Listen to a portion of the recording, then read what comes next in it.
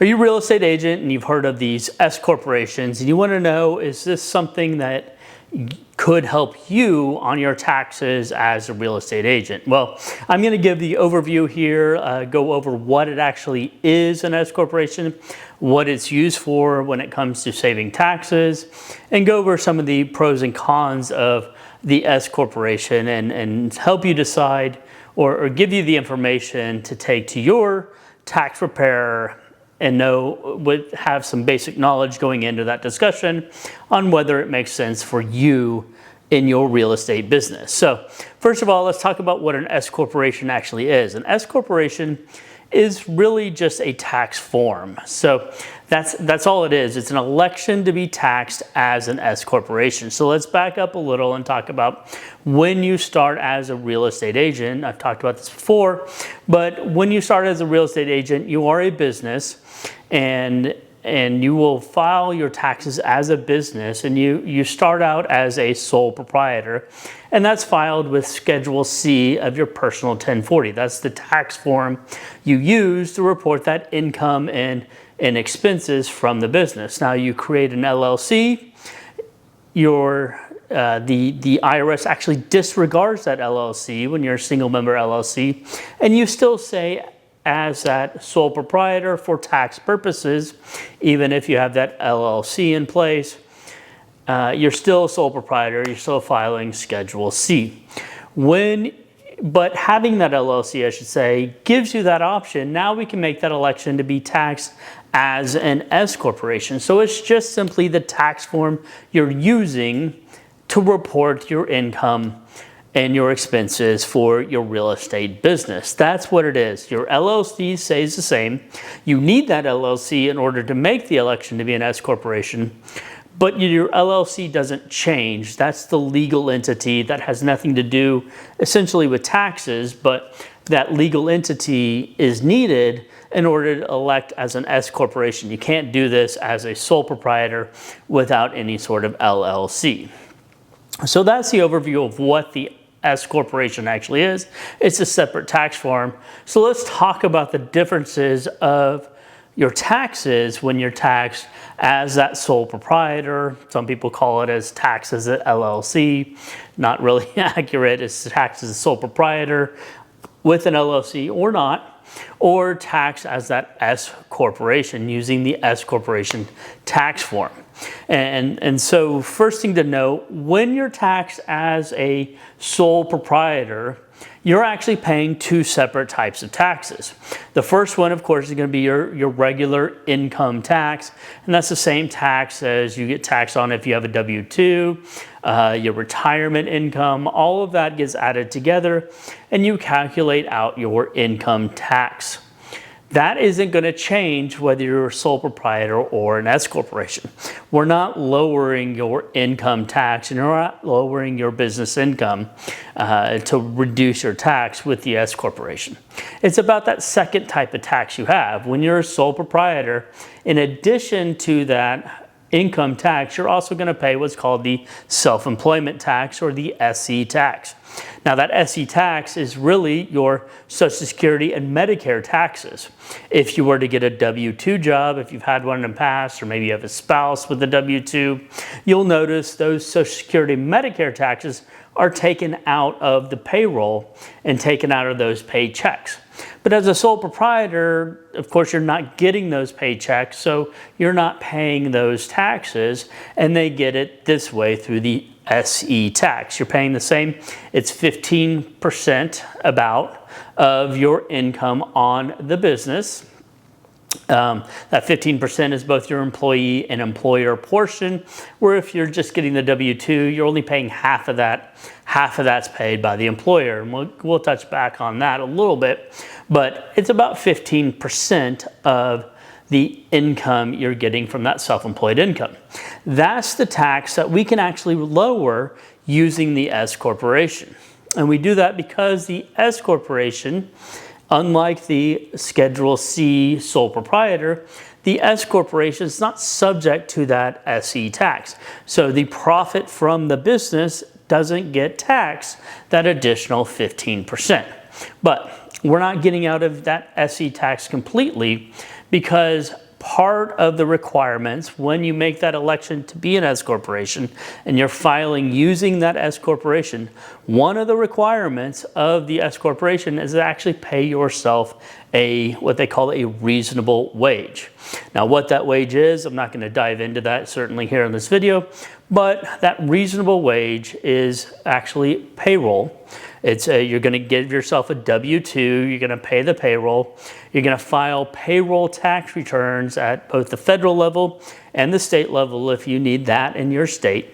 But the payroll is going to be subject to, or you're going to pay those same Social Security and Medicare taxes. We call it FICA when it goes through payroll, but we're going to pay that on what you pay yourself as a salary.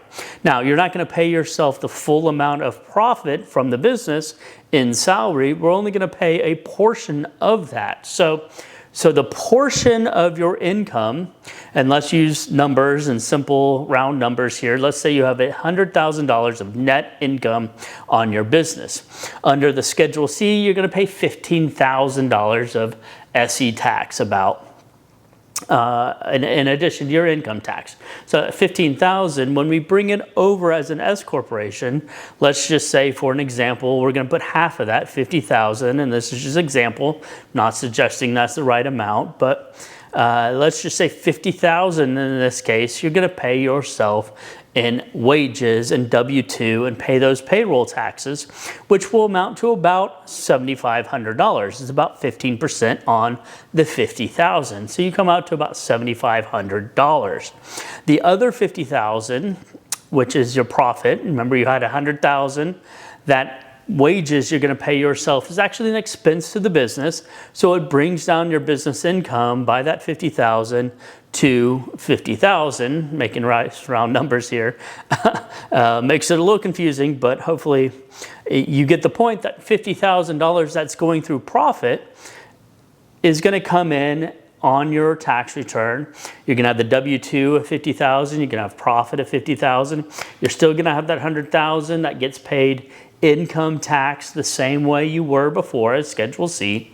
But this time, only that $50,000 of payroll is getting taxed with FICA or SE taxes, Social Security, that Medicare tax. The other $50,000, $7,500 savings is not getting taxed. I said that not very well. That other $50,000 profit from the business isn't getting taxed, and that's a $7,500 savings that you're getting on your taxes overall in that example. So that is what you're saving on there. It's about that SE tax, the Social Security Medicare tax, not the regular income tax. So some of the reasons are some of the things you then have to think about when you make that election to be an S corporation. There's certain requirements of it. Main one I talked about already is that payroll. So there is going to be an additional cost of filing payroll tax reports, processing that payroll. You're probably going to hire a company or a CPA that's going to do that for you. So there's an additional cost of doing that there. The S corporation also is a separate tax return, whereas the Schedule C was part of your personal tax return. Now the business will file its own separate tax return, and that separate tax return is an additional filing and will bring additional filing fees from your tax professional as well. So there are some additional costs there. Other things to keep in mind that you need to do as an S corporation that you may not do as, or not as required, is going to be bookkeeping. When you make the change over to the S corporation, because it's that separate tax return, and it's a little bit more involved of a tax return than you have with Schedule C and the sole proprietor, that being more involved, it's really much more important now to have good bookkeeping. And it's really important to get something like a QuickBooks Online and where you need that balance sheet and that income statement that a proper accounting system is going to use. Whereas with the Schedule C, you can get away with just adding up your expenses. You have your 1099 for the income, and it's not as important. You can get away with it a little easier. It's still important. I think everybody should have good bookkeeping because you, like you said, or like I said earlier, you are a business. So you want to treat yourself as a business. It just becomes much more required or much more important, I should say, as an S corporation. So those are the things that you need to keep in mind. There are reasons, all those things, additional requirements mean additional costs. So you want to make sure you're making enough money that you get those tax savings to offset those costs. So, what do you need to make in order to do it? I think about $75,000 of gross commission income is where that conversation really starts. Anything over that, or the more you go over that, I should say, the more likely you want to be an S corporation. If you're under that 75, you may be there. It just depends on your expenses, but that's kind of general rule of thumb where I start thinking about things. In an easy way, looking at that commission income. A lot of people will tell you there's a number of net income of the business. It's a little harder to kind of figure out. You just know what your gross commissions are based upon typical expenses at that $75,000 level.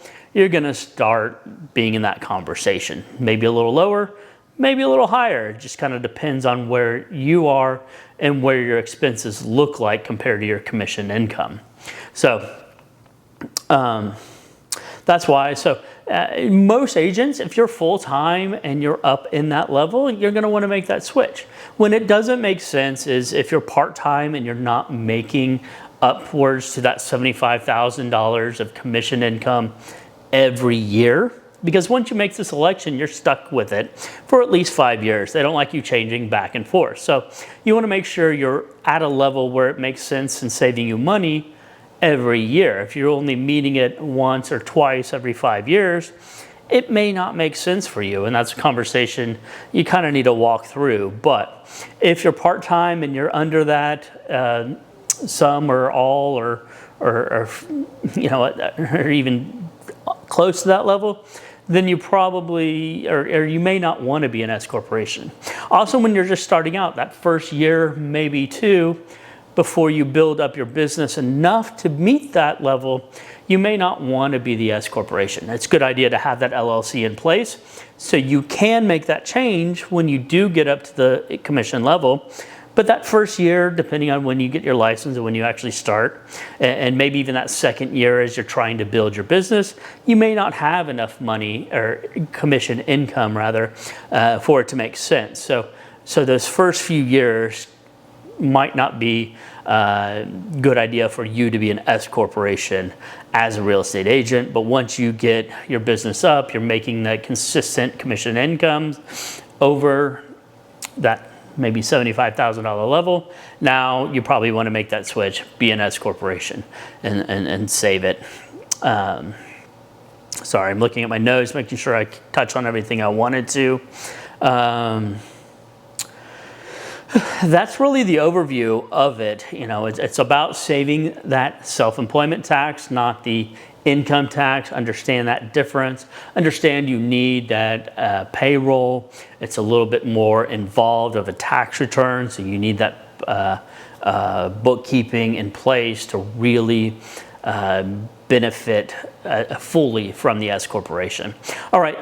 I hope that's helpful. If you got any questions, you can leave comments below. There's also a link in the description below if you want to book some time on my calendar, talk about your business, talk about the S corporation that relates to your business, or anything else about your business in taxes you might want to talk about. It's a no obligation call. Certainly happy to talk through things with you. Always like to share information. But if you made it this far, found it useful, give the thumbs up. It helps out the video, and thanks for watching.